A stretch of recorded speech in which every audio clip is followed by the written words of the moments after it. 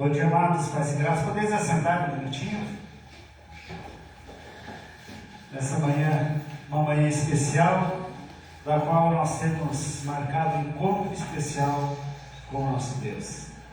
Palavra de Deus, lá no Evangelho de Mateus, no capítulo 7, versículos 7 e 8, ela diz assim: peçam e será dado, busquem e encontrarão, batam e a porta será aberta. Pois todo o que pede recebe, e o que busca encontra, e aquele que bate a porta será aberta. Aqui Deus ensinando a orar, e ensinando que nas petições nós teremos uma resposta. Por que teremos a resposta? Porque a oração, ela é, eu não vou dizer que é a principal, mas é uma das principais oportunidades que temos de nos relacionar com Deus. Como indivíduo, como pessoa, como você sendo um indivíduo sozinho, a melhor forma de você se conectar com Deus é através da oração. O louvor te ajuda, mas a oração é o ponto principal. A oração, ela faz com que a gente possa desenvolver uma intimidade com o nosso Deus. E nessa intimidade, nesse relacionamento, nós somos abençoados. Nós podemos ser felizes porque Deus, Ele ouve a nossa oração. E tudo aquilo que Ele faz para nós é uma migalha, né? Daquilo que você recebe, é uma migalhazinha por tudo que Ele fez por você quando Ele morreu numa cruz. Então isso que nós recebemos no nosso dia a dia são bolos, dos quais nós não merecíamos, mas o ato principal foi sua morte na cruz. Hoje pela manhã foi postado no grupo, talvez vocês não tenham nem lido, né? A Margarete postou, mas eu vou estar lendo para vocês, que diz assim: você sabe por que os pássaros não caem no galho das árvores, mesmo quando dormem? Qual é o segredo deles se manterem firmes nos galhos de árvores? O segredo está nos tendões dos pássaros, que quando eles dobram o joelho, aqueles tendões, eles ficam tão rígidos que as suas pernas, né, os seus pés, eles não desgrudam dos galhos onde eles são presos. Somente quando eles se levantam novamente que os tendões se abrem e eles conseguem voar. O que nós podemos tirar de lição de tudo isso? Que quando nós estamos prostrados na presença de Deus, nada vai nos derrubar. Nada tem poder para nos tirar do foco que é Cristo. Não são dificuldades, não são doenças. Por quê? Porque Deus, como nosso Criador, Ele fez tudo especial.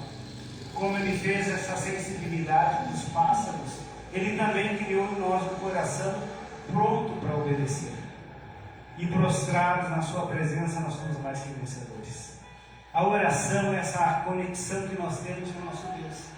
E a palavra de Deus diz ali: tudo que pedir, recebe. Por que nós vamos receber? Porque é através da oração que nós vamos ter essa intimidade. É através da oração que nós nos aproximamos com Deus. Como tem sido o teu tempo de oração? Qual tem sido o teu tempo de oração? O teu tempo de oração é somente nos momentos difíceis? Ou você tem criado um hábito de orar? Esse hábito de orar é aquilo que eu sempre falo aqui: que Deus é tão apaixonado por nós, que indiferente de como nós agimos, Ele nos ama de uma forma incondicional. A paixão dele é tão grande que Ele se ofereceu numa cruz para que a gente fosse salvo. E nós simplesmente temos que falar com Ele, expressar. Por isso que o texto ali fala: peçam e será dado. Tudo que você pedir, Deus vai te dar. Se você pedir, que seja conforme a vontade dEle. Porque o nosso coração, Ele nos engana muitas vezes. Busquem e encontrarão. Quando buscamos de todo o coração, nós vamos encontrar. Batam e a porta será aberta. Pois o que pede recebe, o que busca encontra, e aquele que bate, a porta abrirá. É isso que Deus quer nos ensinar. Continue clamando, continue tendo esse relacionamento. E esse é um relacionamento individual. Nós como coletivos, nós oramos, nós falamos, e Deus tem feito. No domingo passado foi um culto muito bom, foi um culto de gratidão, batismos e gratidão por tudo que Deus fez por nós.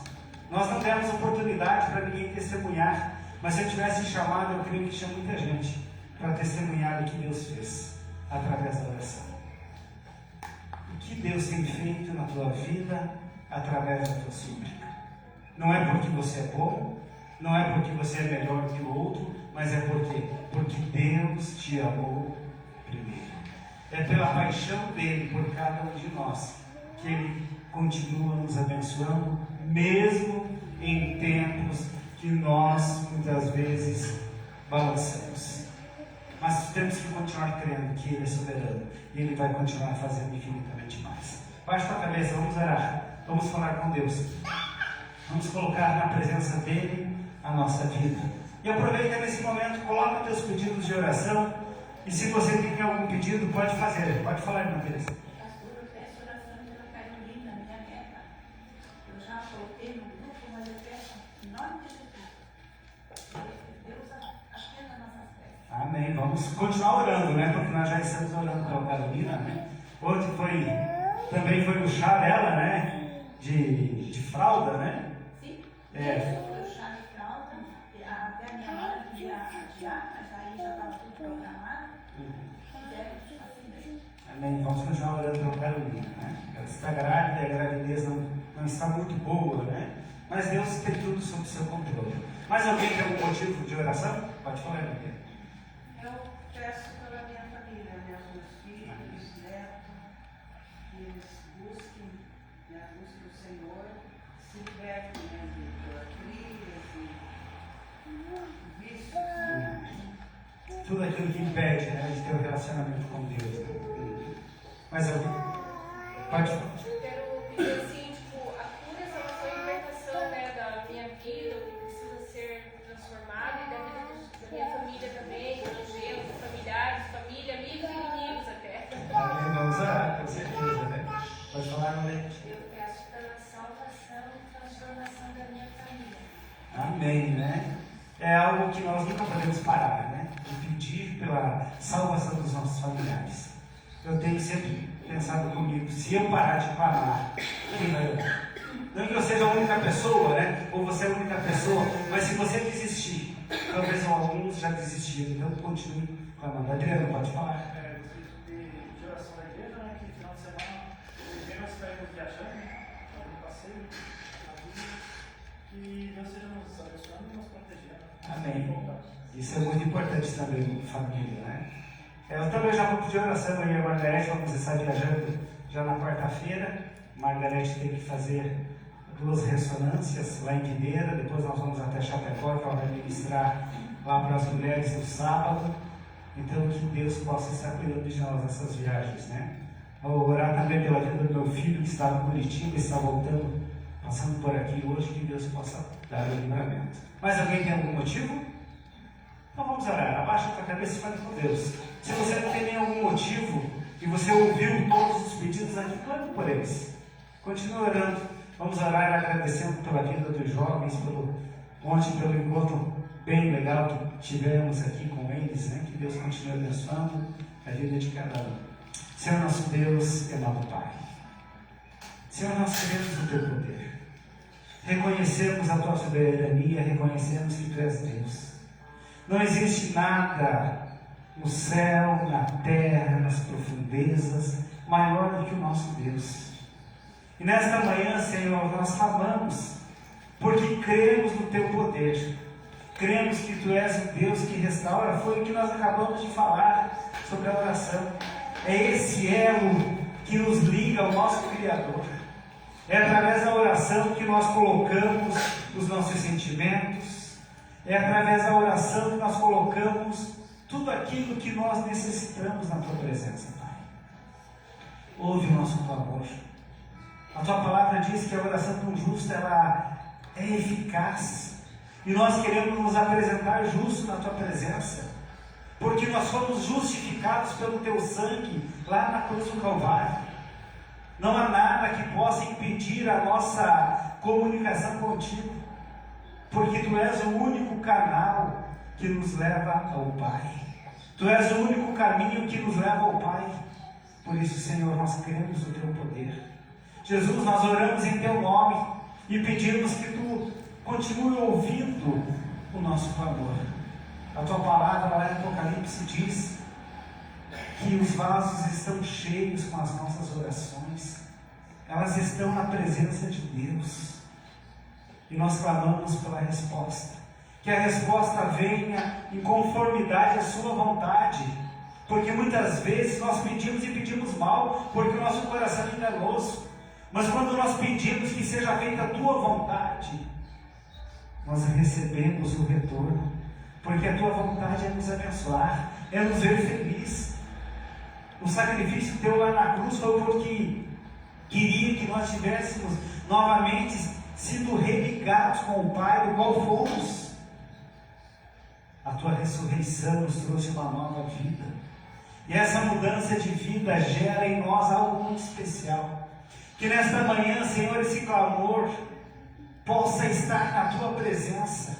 Ouça, Senhor, cada pedido pelos familiares que foi orado aqui, pela mudança de vidas, até pelos inimigos.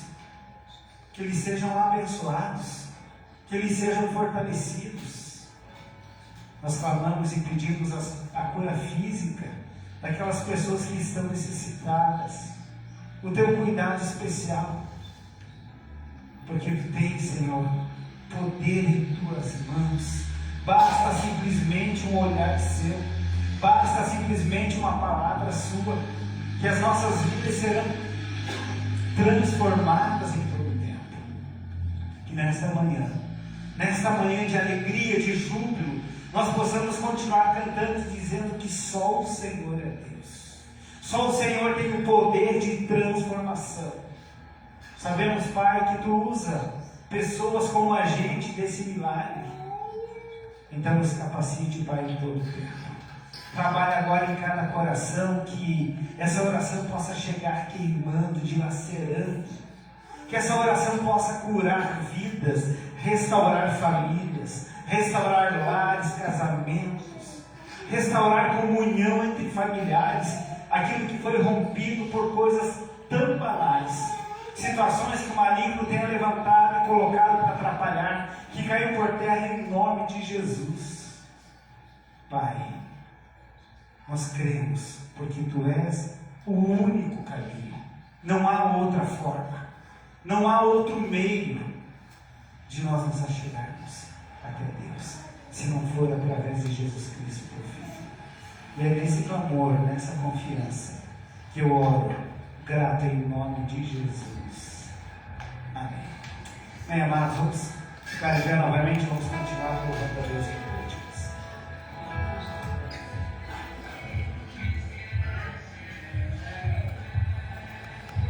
Nesse próximo louvor, vamos estar aproveitando também para estar cumprimentando quem você ainda não viu, dando um bom dia.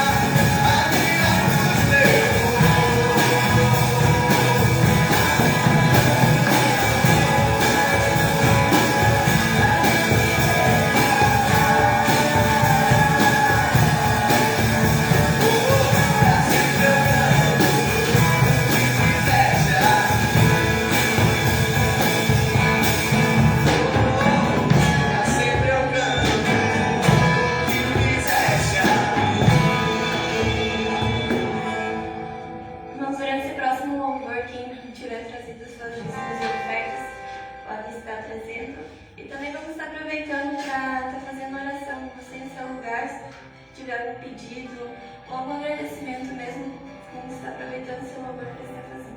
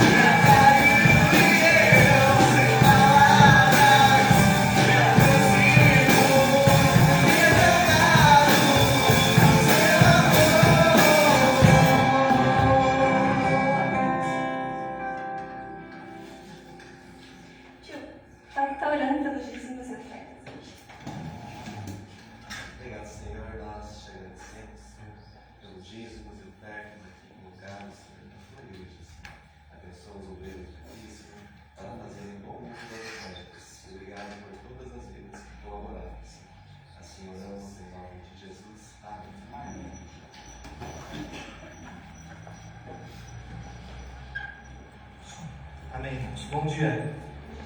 Graça e paz. Podem se assentar.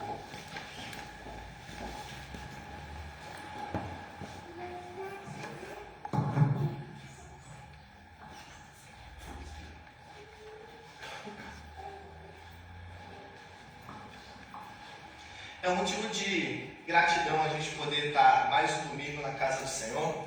Amém? E poder entoar louvores ao nosso Deus, ao Deus que tudo criou e que pela sua infinita graça nos alcançou, nos salvou, e mesmo a gente sem merecer, mesmo se a gente compreendeu o porquê. Tem um hino do cantor cristão que diz, né? Não sei porquê de Deus o amor a mim se revelou. A gente não sabe porquê. Mas ontem a gente estava lendo com jovens lá em 1 Tessalonicenses 5,9, se eu não me engano, que diz assim, que Deus decidiu nos salvar. E somos gratos por isso. O nosso coração se enche de alegria porque esse Deus maravilhoso, grandioso, um dia Ele olhou para nós e decidiu nos alcançar com essa graça maravilhosa. E é sobre essa graça que nós temos conversado com jovens desde ontem. E é sobre essa graça que a gente vai falar um pouquinho agora de manhã também. A gente já cantou, né? Cantamos a maravilhosa graça do Senhor. Cantamos agora que essa graça que se manifestou na cruz do Calvário, por amor de nós, nos quebranta, a gente está quebrantado aos pés da cruz. Ontem nós cantamos que nós nos rendemos ao Senhor, e é sobre isso que eu gostaria de conversar com a igreja hoje. Para isso, nós vamos ler o livro de Lucas, Evangelho de Lucas, capítulo 14. Lucas, capítulo 14, do versículo 15 ao versículo 24. Lucas 14, 15 ao 24.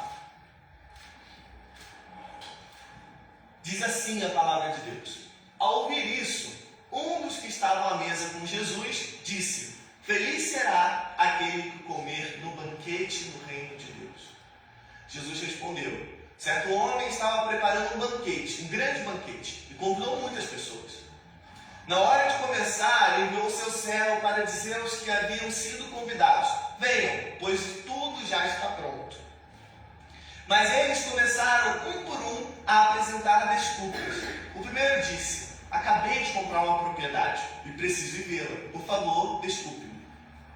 Outro disse: Acabei de comprar 5 juntas de boi e estou indo a experimentá-las. Por favor, desculpe-me. Ainda outro disse: Acabo de me casar, por isso não posso ir. O servo voltou e relatou isso ao seu senhor. Então o dono da casa irou-se e ordenou ao seu servo: Vá rapidamente para as ruas e os becos da cidade e traga os pobres, os aleijados, os cegos e os mancos. Disse o servo: O que o Senhor ordenou foi feito e ainda há lugar.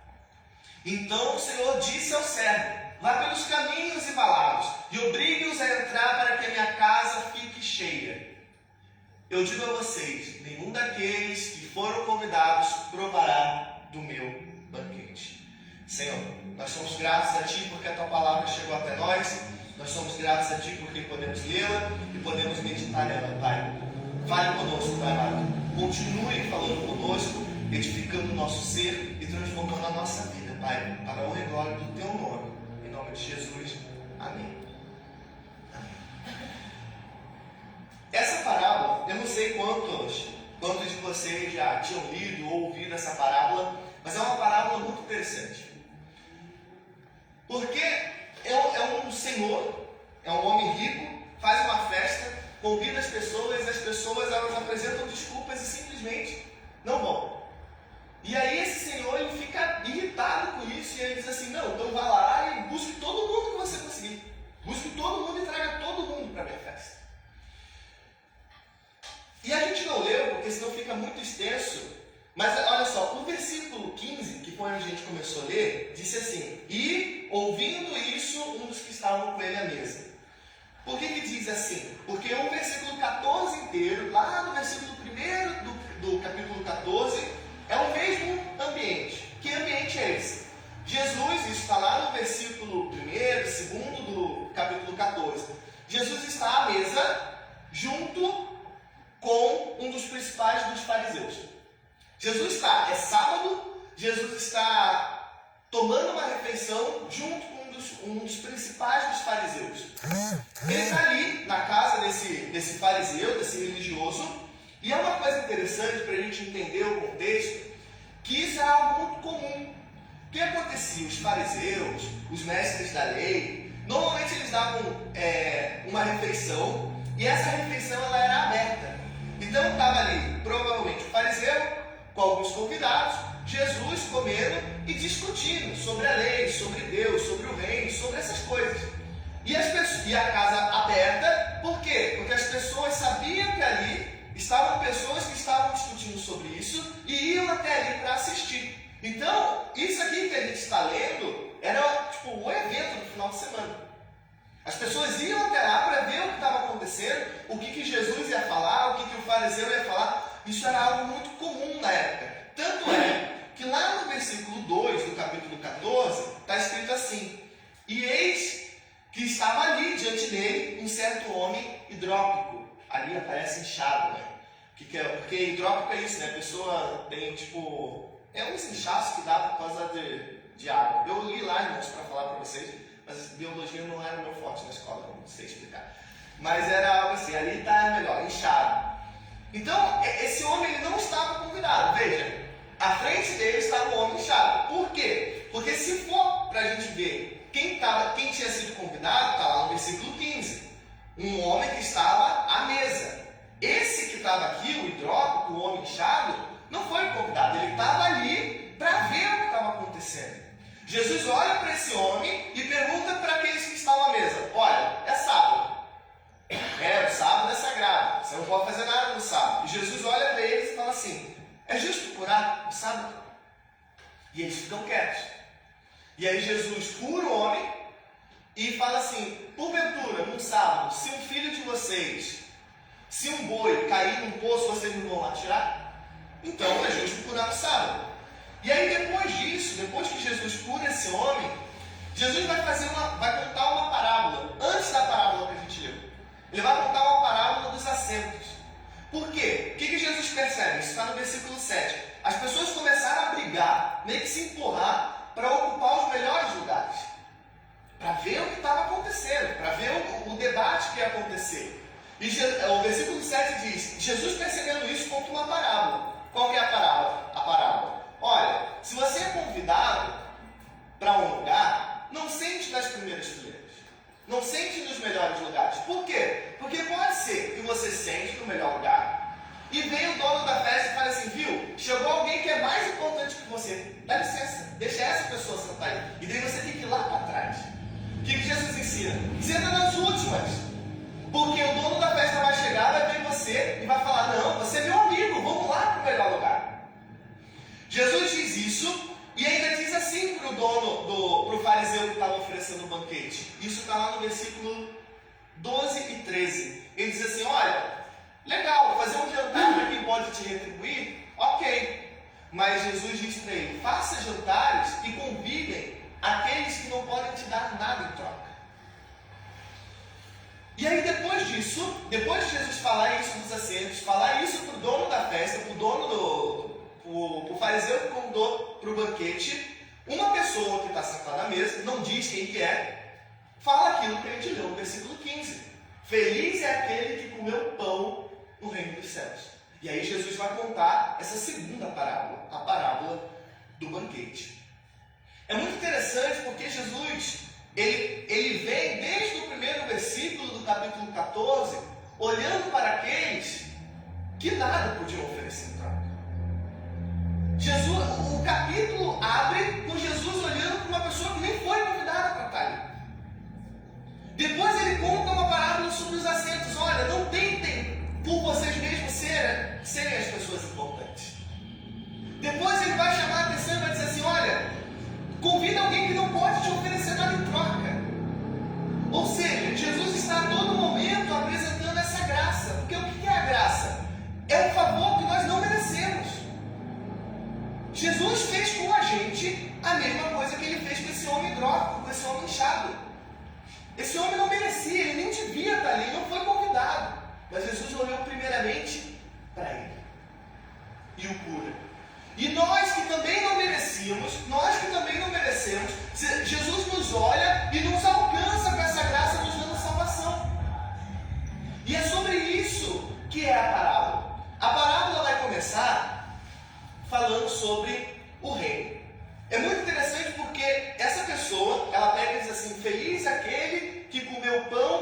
reino dos céus. Coloca lá para a gente fazer um favor, Edson, versículo 15. Versículo 15.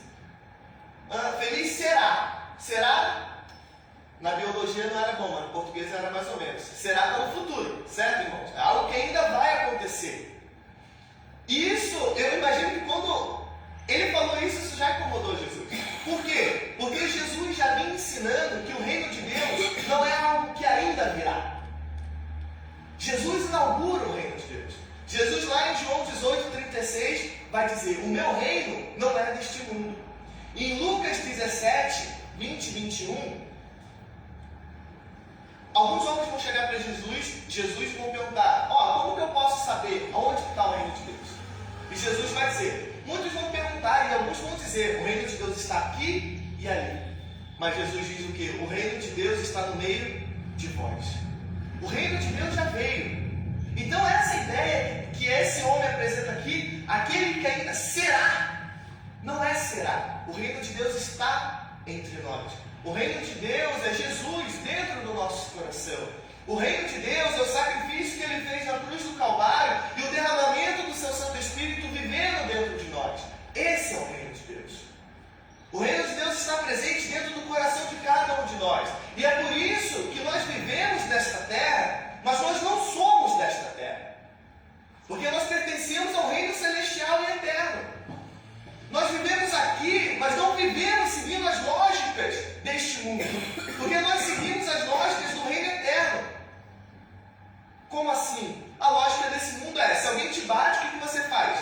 A pessoa deu de um lado, você devolve com a mão do outro. Mas o reino eterno, o que você faz? Você dá outra face.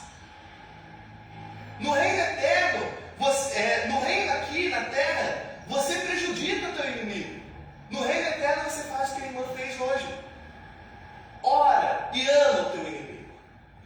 O Senhor nos convida ao reino que não pertence a este mundo, mas que já está aqui dentro de cada um de nós. E nós precisamos viver como cidadãos deste reino. Porque foi para isso que nós fomos chamados. O preço pago na cruz foi para que nós vivamos de acordo com o reino dos céus, como cidadão do reino dos céus. E quando Jesus escuta essa pessoa falar sobre o reino como algo que ainda vai vir, Jesus conta essa parábola. O versículo 18 até o versículo 20 vão ser os convidados. Mas aí um não podia porque tinha comprado o terreno, outro não podia porque tinha comprado uma junta de bois, outro não podia porque tinha acabado de casar. E quando a gente lê, parece realmente, mas são desculpas esfarrapadas, né? A pessoa está dando uma desculpa nada a ver. Mas vamos ler lá em Deuteronômio, capítulo 20, versículos 5, 6 e 7. Deuteronômio 20, 5, 6 e 7. Então aqui é sobre a lei. Moisés está orientando o povo. E aí, na lei está o seguinte: os oficiais dirão ao exército: há alguém que construiu uma casa e ainda não a dedicou?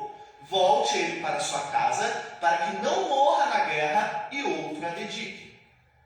Há alguém que plantou uma vinha e ainda não desfrutou dela?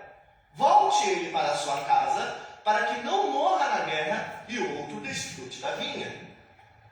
Há alguém comprometido para casar-se que ainda não recebeu sua mulher? Volte ele para sua casa, para que não morra na guerra e outro se case com ela.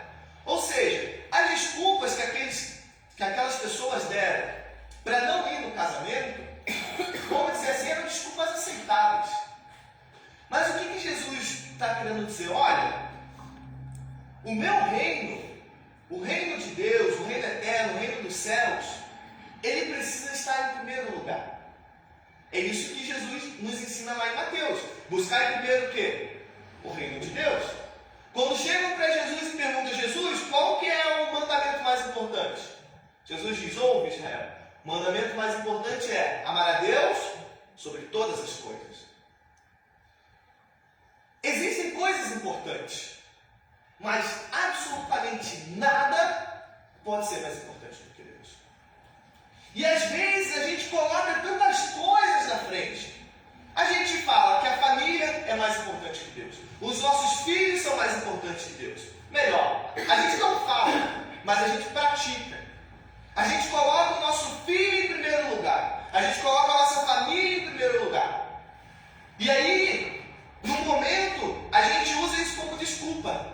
Ah, eu não orei porque a Lorena não deixou. Não me deu tempo de orar porque a Lorena não me deixou. Ah, eu não vou fazer a obra de Deus porque a Lorena não me deixa. Quantos de nós usa, por exemplo, os nossos filhos como desculpas para não fazer a obra do Senhor, para não aceitar este reino? Filho é importante, importantíssimo. Mas o que o Senhor Jesus disse? Olha, é o seguinte: aquele que não aborrecer, não deixar para trás pai e mãe, não é digno de mim. Nada pode ser mais importante na nossa vida do que Deus. Absolutamente nada. Eu não posso viver para agradar a Emanuel. Eu não posso viver para agradar a Lorena. Eu preciso viver para agradar a Deus. E se eu agrado a Deus, por consequência, eu vou agradar a Emanuel e a Lorena. Mas a minha vida não está firmada na Emanuel e na Lorena. Não, a minha vida está firmada em Deus. A minha vida precisa estar centralizada completamente em Deus. Na sexta-feira, na aula até da turma do livro, nós estávamos conversando um pouco sobre isso. Eu dou um projeto de vida lá também, e a gente estava discutindo sobre o que é importante, o que é central para a nossa vida. Porque a gente assistiu um filme, não sei quantos irmãos já assistiram, um filme chamado Beleza Oculta, muito bom.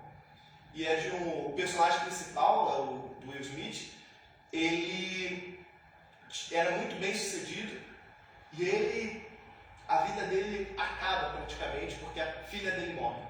Ele não consegue mais viver porque a filha dele morreu. E tudo da vida dele é a filha dele. E o filme, a gente discutiu sobre isso um pouco na sala, e ontem a gente estava conversando até depois ali do culto. O que precisa ser centrado na minha vida é Deus. Porque se a minha família me faltar um dia, Deus não me abandona. Porque se a minha filha morrer um dia, que é o grande amor da minha vida, Deus não me abandona. Porque eu vivo para agradar a Ele. Nada pode ser desculpa para me afastar dessa graça que é irresistível. Eu posso perder o que for, mas eu não posso perder o meu contato com meu Deus. Davi, quando seu filho estava muito doente, ele orou, ele jejuou, e quando seu filho morre, ele abandona todo o sofrimento. E as pessoas perguntam: tá, mas quando teu filho estava vivo, você estava sofrendo, chorando e orando, e agora você abandona? É porque Davi entendia que a nossa vida aqui ela é passageira. Todos nós somos passageiros. Tudo que existe aqui é passageiro. Mas aquilo que é importante, aquilo que é eterno, é o reino dos céus. É essa graça que nos alcança. Nada pode ser mais importante que isso. E aí Jesus fala dessas pessoas que não aceitam a graça de Deus, o convite para essas bodas. E aí esse Deus, no caso Deus, esse Senhor, manda chamar os aleijados, os pobres, os mancos, os cegos. Isso é muito interessante, irmãos, porque Levítico 21, 16 a 24. Vamos ler lá. Levítico 21, 16 a 24. Diz o seguinte, lá em Levítico 21, 16 a 24.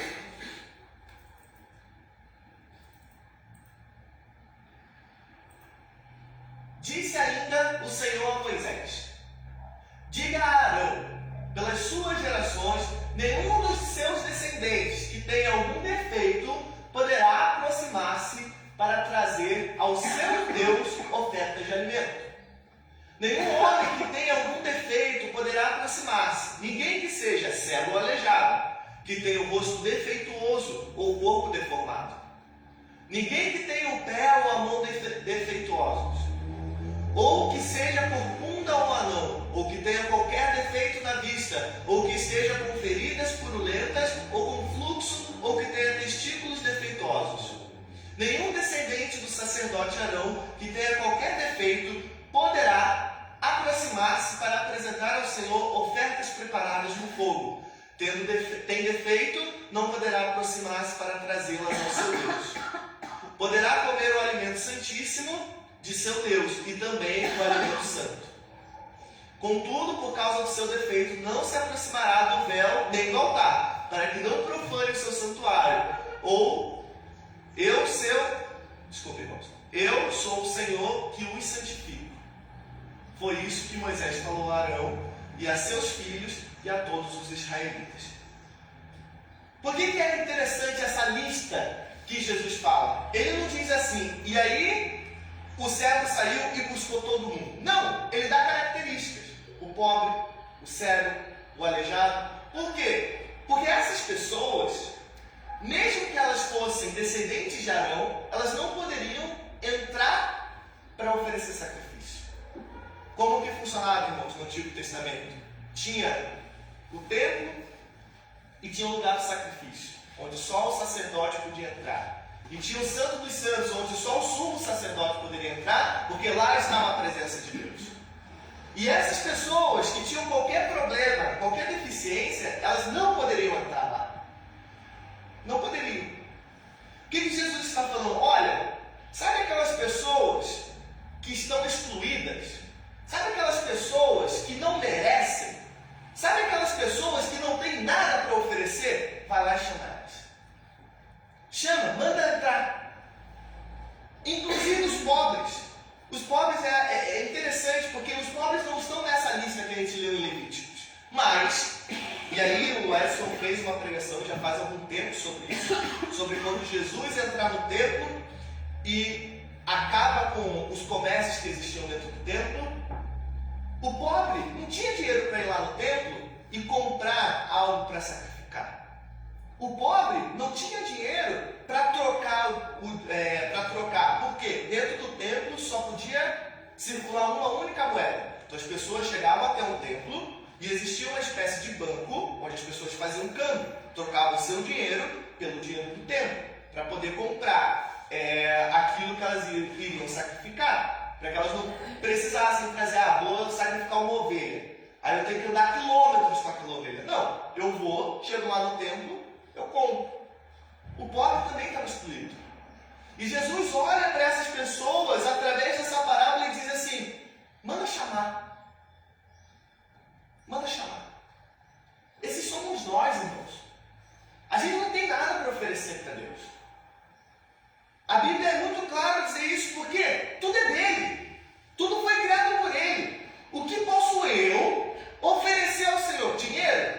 E eu dou no ouro da prata. Irmãos, eu não controlo a minha vida. Eu sempre digo isso, porque tem gente que quer viver e morre. E tem gente que tenta se suicidar e não consegue continuar vivo. A gente não controla nem a nossa vida. Jesus disse: olha, vocês não controlam nem, quero aumentar 1 centímetro. Ninguém consegue fazer isso. A gente não controla essas coisas.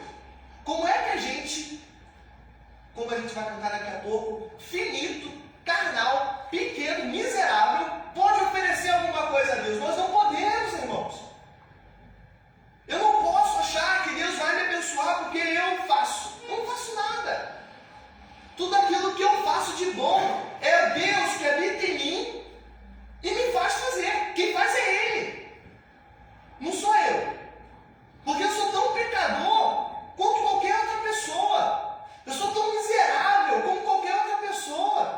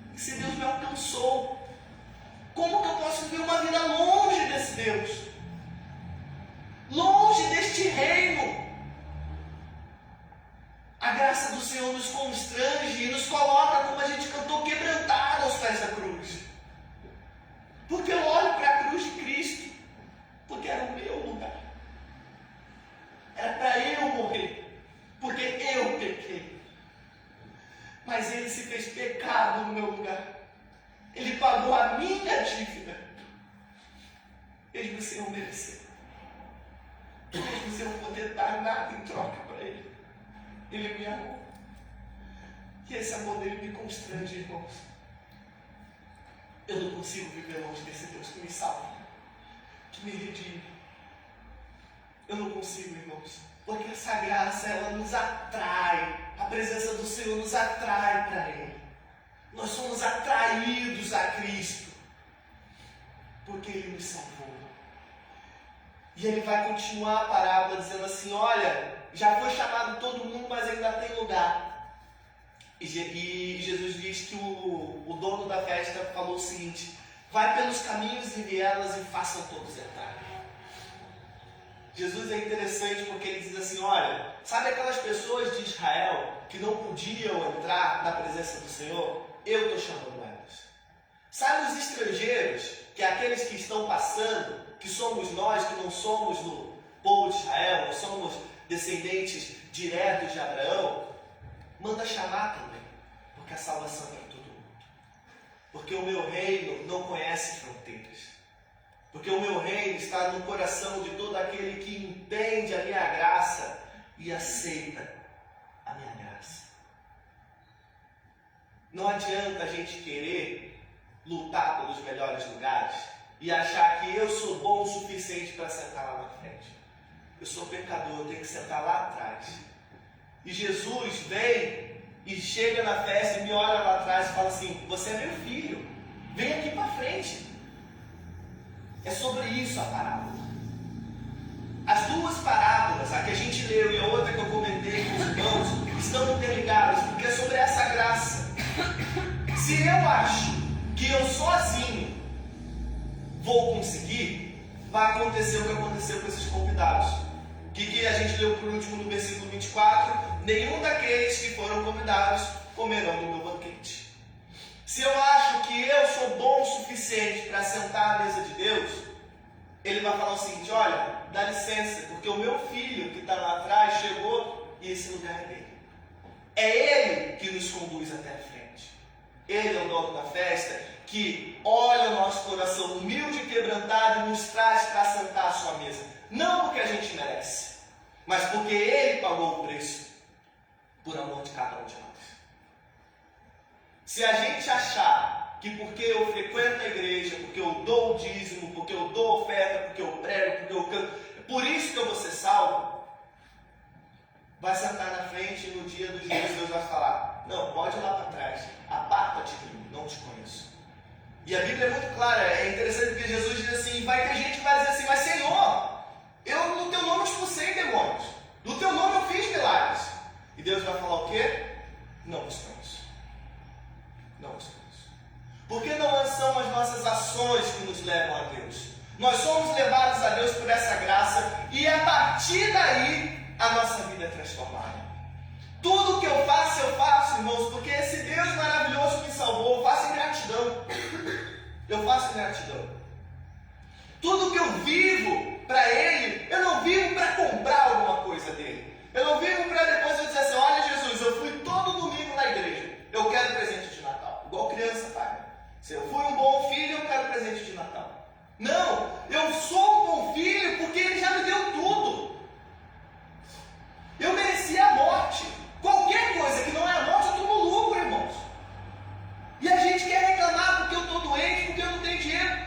A gente merecia morrer e viver eternamente no inferno. E o Senhor nos ama tanto que nos salva. Como é que eu posso reclamar de um Deus desse? Que me deu vida e vida eterna. Foi como o pastor falou. Qualquer bênção terrena que Ele nos dá, é nada para Ele. Ele já nos deu tudo. Eu não posso valorizar mais uma bênção de saúde física. Por exemplo, o pastor. Pela misericórdia de Deus, o pastor alcançou uma graça que foi a melhora dos olhos. Sei lá, o pastor vai viver mais o quê? Vamos jogar alto, ele vai viver mais 50 anos. Do que serviu os olhos voltar a enxergar? Mas o que é importante é que o pastor vai ter a vida eterna. Num lugar com Deus que ele não vai precisar se preocupar com a vista mais. Essa é a maior bênção. que adianta eu pedir muito por uma bênção e alcançar uma bênção financeira? Tá bom, paguei as contas desse mês. E daí? O que é isso frente à vida eterna com Deus? Não é nada, irmãos. E me enche de alegria pedidos de oração como os de hoje. Senhor, salva minha família. Senhor, salva meu filho. Senhor, alcança. Sabe, é isso, irmãos. Porque essa é a maior bênção que alguém pode receber, é a salvação. Nós somos convidados, eu coloquei como título isso, né? A um reino que é sobre dar, sem esperar receber nada em troca. Porque o Senhor nos chama e nós não podemos dar absolutamente nada em troca. Para a gente finalizar, irmãos, 2 lições práticas desse trecho bíblico. Primeiro, precisamos amar a Deus sobre todas as coisas. Nada pode ser maior do que o nosso amor por Deus. Nem as coisas importantes desse mundo podem tomar o lugar de Deus na nossa vida. Segundo, somos chamados de graça e pela graça. Somos aqueles que não têm absolutamente nada a oferecer. E mesmo assim o Senhor nos alcançou. O Senhor nos redimiu, o Senhor nos lavou e o Senhor vive conosco. O melhor lugar que se pode estar é no reino de Deus. Não existe lugar melhor. Não existe. E o convite que o Senhor nos faz esta manhã é: venha para o meu reino. Venha se assentar à mesa comigo. Venha viver comigo. É este o convite que o Senhor nos faz esta manhã. Nós vamos orar. E depois que a gente orar, nós vamos cantar uma última canção que fala sobre essa graça, sobre o fato da gente ser miserável, pecador, mas mesmo assim o Senhor nos amar e nos redimir. Vamos abaixar as nossas cabeças e vamos orar. Senhor querido, nós somos gratos porque a Tua graça nos alcançou. Nós somos gratos, Pai, porque a gente não merecia e a gente não merece, Senhor.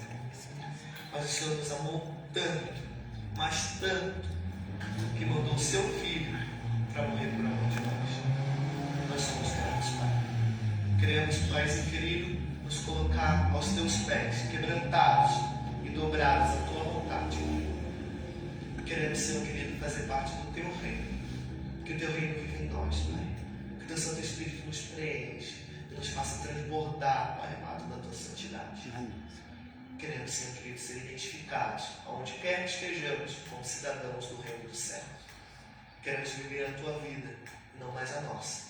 Queremos viver como Paulo disse: não vivo mais eu, mas Cristo vive em mim.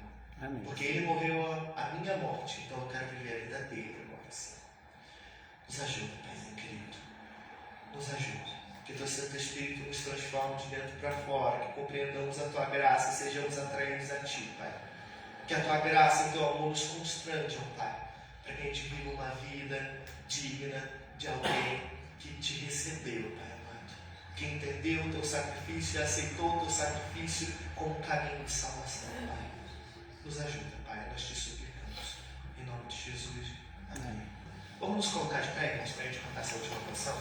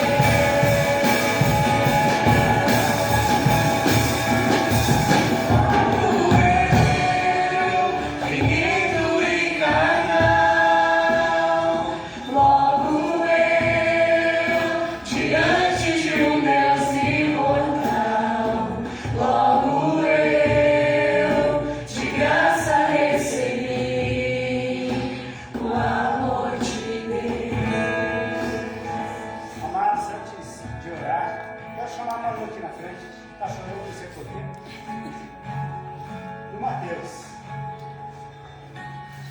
Manu e Mateus, eles são líderes dos nossos jovens. E ontem nós fizemos o encerramento do ano dos jovens. E como todos sabem, o Mateus e a Manu estão morando lá em Itaiópolis. E para o próximo ano vai ser um pouco difícil para eles poderem estar com a gente. Não que eles nunca vão estar, mas vai ser mais difícil.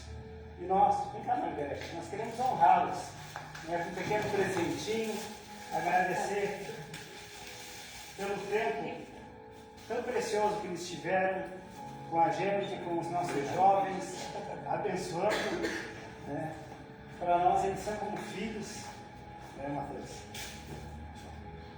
O Mateus também tem nos ajudado muito lá em Itaiópolis, né? Na igreja, lá ele e a Manu, né? Em São Benção, onde eles estão em São Benção. Nós queríamos honrá-los e agradecer a Deus pela vida deles. Vou pedir para a Margarete estar orando. Margarete está orando pela vida do Mateus, da Manu. Da Lorena, que ela não está aqui, né? Mas a Lorena é um mascotinho, né? Está sempre junto. E uma coisa que eu sempre falo, nunca vou deixar de falar, olhem para a vida do Mateus, da Manu, e foi o que ele pegou hoje. A Lorena nunca foi empecilho para eles estarem na igreja. A Lorena nunca foi empecilho de eles estarem fazendo mesmo. Está fazendo louvor, ela vem nas pernas, ela quer colo. Amém? É filha, é criança. Mas o importante é que eles nunca deixaram de fazer a obra, porque é para o Senhor. Não é para engrandecer a ninguém, mas é para o Senhor. E nós vamos orar. Estenda a tua mão sobre a vida do Mateus, da Manu, para que Deus continue abençoando a vida deles. Querido Jesus, nós te louvamos, Deus, e te agradecemos porque de uma forma tão especial tu tens chamado Mateus, a Manu, a Lorena, como uma família para te servir. Amém. E tudo que eles fazem, Jesus, é com excelência, sempre é para ti, nunca pensando em homens, mas pensando no melhor para o teu reino. Nós te louvamos por essas vidas, pelo tempo precioso que tu os deixastes aqui em Papanduva, Deus, e que agora, nessa nova etapa da vida deles, Deus filho, tu possas estar os abençoando onde eles estiverem. Coloca, Deus, o chamado do Mateus nas tuas mãos, Senhor Deus, que no tempo certo, no dia certo, no momento certo, porque ele é um servo teu, e ele também tem esse chamado ministerial, Senhor Deus, que possa estar realizando isso na vida deles. Que por onde ele passar, Senhor, ele possa ser bênção, ele possa abençoar e ser abençoado. Te louvamos pelo culto de hoje, pela tua palavra, pelo teu louvor, Senhor Deus, e que durante essa semana, Senhor Deus, possamos meditar naquilo que o Senhor quer falar com cada um de nós. Nos abençoa, Senhor, no restante desta semana, em nome de Jesus. Amém. Baixa um pouquinho.